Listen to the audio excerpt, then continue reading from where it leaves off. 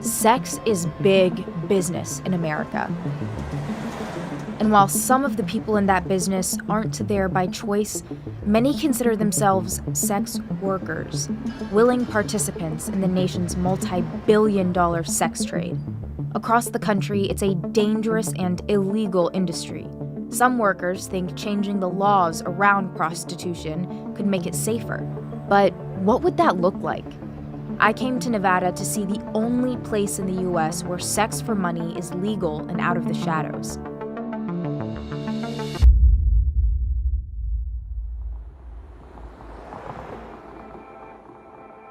Deep in the desert, you'll find the only legal prostitution in America. There are 21 legal brothels in the US, all here in Nevada, and none are more recognizable than Dennis Hoff's Moonlight Bunny Ranch. You're looking at the exception, the most elite, privileged form of commercial sex in this country. It takes some resources to even get this job. You have to be able to afford a license from the local sheriff and pass a thorough background check. I came here to hear the arguments in favor of legal and regulated sex work. I'll take you to my room. The women here are independent contractors and call themselves working girls. The house takes half of whatever they make during a transaction, what they'd call a party or a booking. Tiara Tay is 22 and was a dancer until she came here 2 months ago.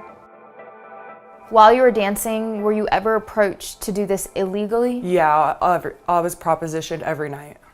And did you ever even consider it? No, I never thought I'd be doing this. I was like, oh, I'll never do that. But then I heard like it's legal and where the girls are tested, like I gave it a chance. To be honest, I used to like talk down on it, like paying someone for sex, but now my whole mindset's changed and I'm a part of it. I got picked like my first time and I was like, I'm scared. And then how did that happen? Like, how did that go down? It was good. Like, I just walked him through the house and then we came back in my room and we booked. It was good to get off my shoulders because, like, my first time standing in lineup, it is intimidating. Was it what you thought it would be? Yeah. You just stand there, say your name, and see what he does. No, but the first booking that you had. It was really easy. It went really smooth, and it was what I thought it was going to be. As soon as I found out I was going to be doing this, I kind of started going through goals in my head, like, what am I going to do with this money? You know, I need to start a retirement fund. There's like a couple days where I'll go without booking. And what's that like? I mean, it sucks, but I try and stay positive. How long do you see yourself doing this? The next 8 years. Yeah? Mm-hmm. 8 is such a specific number and you want to be here for 8 years. Mm-hmm. Do you have a number goal that you want to hit by that time? Like money-wise, mm-hmm. I should have $500,000 by then, easily. Easily. Yeah. I should have $500,000 in the next few years. I'm not gonna lie, I'm expensive, and if they can afford it and if they're willing to do it, I will, break my boundaries to a certain extent. Some people look at it like, oh, she's a prostitute, she's a whore. Yeah, I am, but it's a job, and it's not gonna be forever. I'm getting money. That's great. Yeah, hold on. That's the bell. What's the bell? So that's the lineup. That'll be the time the customer will stand in front and then the girls will come out. We kind of have to hurry or else they're gonna start without us. So there's a lineup happening, which means a customer just came through and the girls are going to line up and the customer is going to take their pick.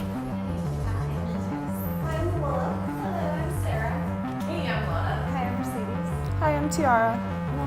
So all of the girls are doing introductions. Everyone's dressed up, and it's funny because their hands are behind their back and it seems like they're a little shy from where I'm looking, but they're introducing themselves to the client and he looks like he just picked a girl, the one straight in the middle, and he is walking her back now. So I didn't get picked, but that's okay. Yeah? Can you kind of explain to me how it feels every time, or is it just when it happens, it happens? Yeah, it's just if he picks you, great. If not, then you wait for the next bell. Hey, you guys, you got to calm it down in there. Yeah. All right, we ready? We're going to have some fun. Dennis Hoff is the owner and proprietor of the Moonlight Bunny Ranch and 6 other Nevada brothels. He's a businessman and a libertarian with political aspirations. And when it comes to laws around prostitution, he's one of the biggest advocates for legalization. Do you feel like you are empowering these women? Oh, there's no question. There's no question. These are true businesswomen. We're empowering these girls. I mean, over half of our girls have college educations. 20-some% have master's degrees. I have 3 PhDs working for me. One of them is a professor at UNLV and a working girl for me. These girls are real businesswomen. How many girls are applying to work for you a month? 1,000. If it's some girl that I think I'm really interested in, which would be typically a very attractive girl, a hot blonde, or a mixed girl that I think is unique, then I might get involved in it myself. We think we are a family. We're all a close-knit little community here that supports each other. The difference is we can have sexual interaction too, and the girls do it. Can you define the word pimp in your own terms? A pimp, in its simplest term, is a man that brings men or women to girls for sex. Okay, so in the simplest term, I'm a pimp. But I have a license. I have a business license to do this. So you're a legal pimp? I'm a legal pimp, absolutely. But in the street vernacular, in most people's thoughts, a pimp is a guy that goes to Kansas City, grabs underage girls, runaways, fills them up with drugs, and owns them and hauls them around to Oakland, Las Vegas, the sexual cesspool of America. So when you legalize something, who do you take out of the business? You take the underage girls out, because every girl here has to go down and get a business license, be fingerprinted, photographed. They run the federal check on them. Who else can't get in the business? The pimps. This business, the prostitution business worldwide, is a dirty, disgusting, drug-ridden, exploitive, disease-ridden business till you legalize it. And when you make it legal, everything changes. The whole game changes. I think once you get past the photos of nudity everywhere, you realize that this is kind of just like any other business establishment. They don't even use, I guess, sexual terms in casual conversation about it. They refer to it as a business transaction because that's what they see it as. And just like any other business, there are safety regulations here. The women here go through thorough background checks and weekly STD tests, and someone could listen in at any time. There are security cameras and panic buttons, which is a lot different than the outside world of illegal prostitution. Hi, I'm Willow. I've been here about 10 years. And what's your title? My title? Yeah, like what do you call I'm a prostitute. I'm a hooker. If a young girl says that she wants to do this one day, what's typically your response? No, have you thought it through? Because no, it's not for everybody. It's definitely not for everybody. No, go to school first. I'm not going to be telling kids come work here. No, ooh, gross. Yeah? Yeah, ooh, gross, no.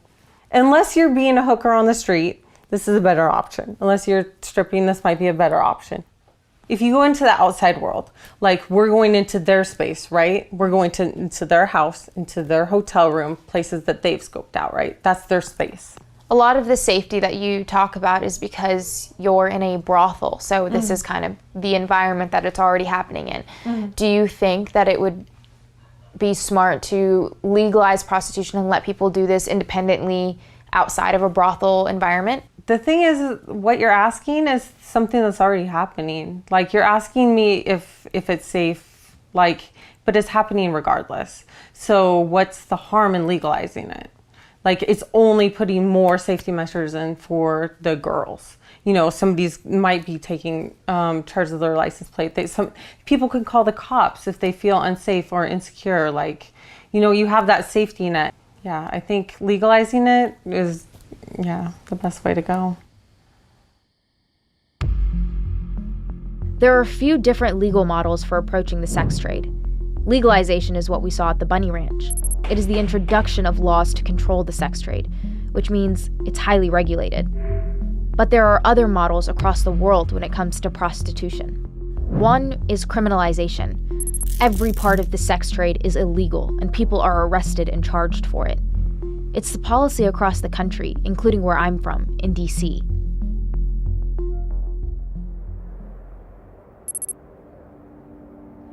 The vast majority of the sex trade in the US happens outside of brothels and illegally. I wanted to find out how criminalizing prostitution affects people working in the sex trade. So I met up with Leah Monadas, a local artist and activist who engaged in what is known as survival sex during a period of homelessness. So this area here in DC is like where probably a lot of the girls have worked. It's kind of transitioned from uptown a little to here, and then it goes all the way down for about probably a half mile, maybe a mile that way. The thing is, when you're a trans woman of color, what happens is that, like, particularly when you're doing sex work, a lot of the men don't respect you. They don't really think of you as a human being. They don't, you're just like an object to them. Even less so than like a cisgender woman. Oftentimes, they're not afraid to hurt you. And additionally, because you're a sex worker, they feel like, well, she can't even report this to the police. Right. So I can do whatever I want to you, right? Did you feel like you couldn't report it to the police? Absolutely. Because what am I going to what's my excuse for being in the strange man's car, right? Or what's my excuse for being in this man's apartment or house? Yeah. So it's terrifying, it's scary. You don't want to report these things to the police. So consequently, a lot of sex workers' lives are really fragile. It's really scary. And a lot of the girls out here do die or get injured, and oftentimes it doesn't get reported. Were there experiences that you had while you were doing this for your own survival that you felt like your life was at enormous risk? Yeah, so there were a few times where I was almost murdered. You say that so casually. That's like such a... When you've been through this, you are strong as a rock. Yeah. I have no fear anymore because I've been so close to death several times. I was in a car. This guy was speeding off. He didn't want to give me a donation. He ended up pulling a knife on me, and before I jumped out, he stabbed me twice, and then finally was able to open the door, and I was able to get out. But I moved out of probably 40 mile per hour plus car. And I just rolled around, and I honestly, when I got up after rolling around, I was surprised I was still alive. And I was like, okay, adrenaline rushing, I'd just been stabbed, so then I ran and I took off, right? And amazingly, I thought he was done, but he turned the car around and then tried to chase me to run me over. So it was just, and then the worst part is I couldn't even report this to police. What am I gonna say? I was doing sex work and some man then tried to kill me. What are some of the ways decriminalizing prostitution would make it safer for sex workers? Well, for one, they could screen their clients a little better. They could talk to them a little more in the street and kind of assess, maybe even look around the car. They'll have a little extra time so they could see that knife maybe he's stashing by the door. They might see a gun that they didn't see before. They might be able to get their license plates down because they have more time. That way if something bad does happen, they can report it. Honestly, just being able to report stuff, if someone hurts you, you weren't afraid then to go to the cops. Yeah, I laugh about it because I have to create this barrier. Of course, yeah. But the truth is, it was completely terrifying. I don't wish that upon any human being ever, but it happens, and it happens. Any one of these girls, if I can do anything to help a young trans person or other sex worker, cis woman, to not have that happen to them, I will do it. I don't care what the cost is, because I don't want that to ever happen to another human being again. I'm not a piece of trash. I'm a human being, and I don't deserve to be treated that way. I'm breaking down a little. You're absolutely People don't right. deserve that. Yeah. No one does. Stories like Leia's aren't that rare. We've heard similar stories of violence from sex workers who didn't want to talk to us on camera. But because the sex trade is an underground industry, national statistics are really hard to come by. Here's what we do know.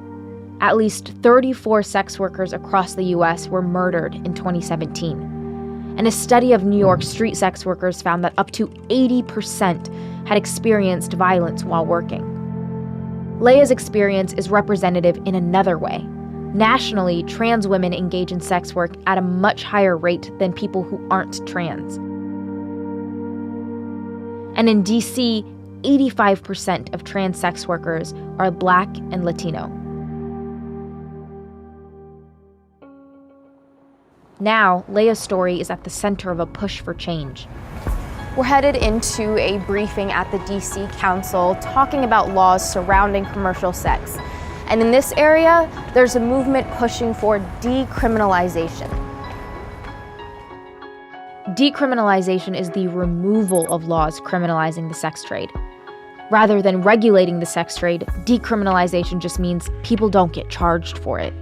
Removing criminal penalties is the logical first step for advocates like Leah, and it could eventually be a stepping stone on the way to legalization. This is a super early stage hearing, and Newsy had the only cameras in the room.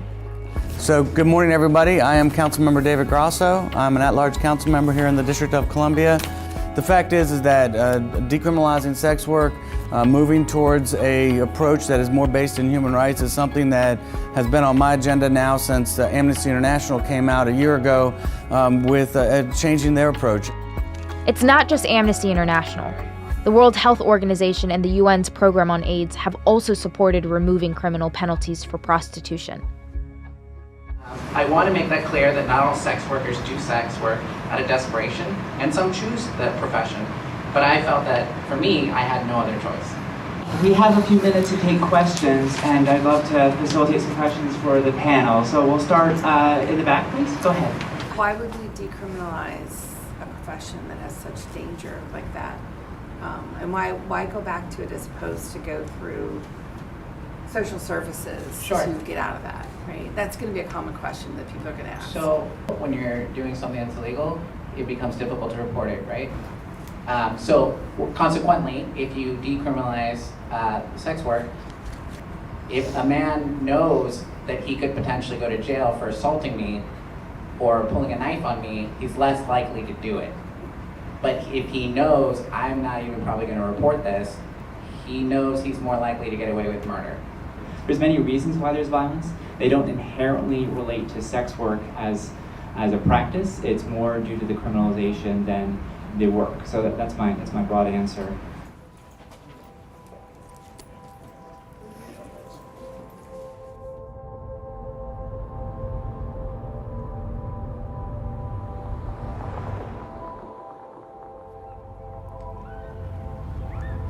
There is widespread harm being done in the sex trade. There's exploitation, there's violence, there's discrimination, incarceration, disease, and of course, stigma. But we've realized in our reporting that people experience the sex trade on a spectrum. One of the working girls we talked to off camera at the Bunny Ranch used to work here in DC illegally, but she worked for a high-end escort service like this one. On one end of that sex trade spectrum, you have things like the Bunny Ranch and maybe even these high-end escort sites. But on the opposite end of that spectrum, you have terrible instances of trafficking and exploitation. But in between, there's a whole range of experiences, from some of the people on Backpage to some of the most marginalized members of our communities who are in the streets and selling sex in order to survive. And the thing is, these laws affect all of these people. So finding a solution, whatever that solution may be, is way more complicated than you think.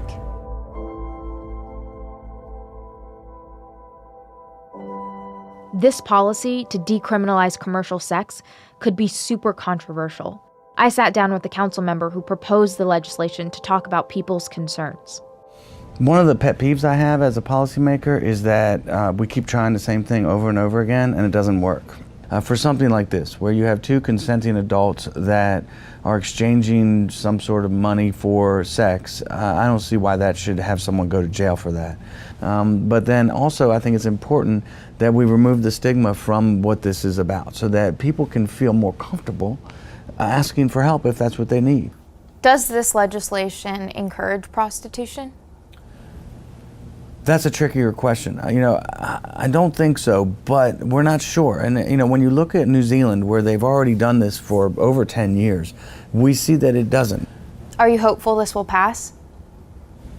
Hopeful is a good word. Yes, I always have hope, but I'm not confident that it will. I don't know if my colleagues are ready yet.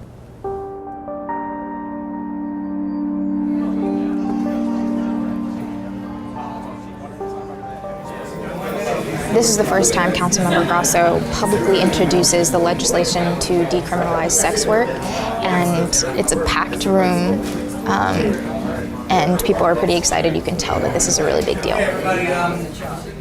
Our goal should be to stop violence, not criminalize those who are working to survive. Sex workers are active members of the DC community too. And it's time we respect them with dignity, like we do the rest of the community. We're all human beings. Thank you.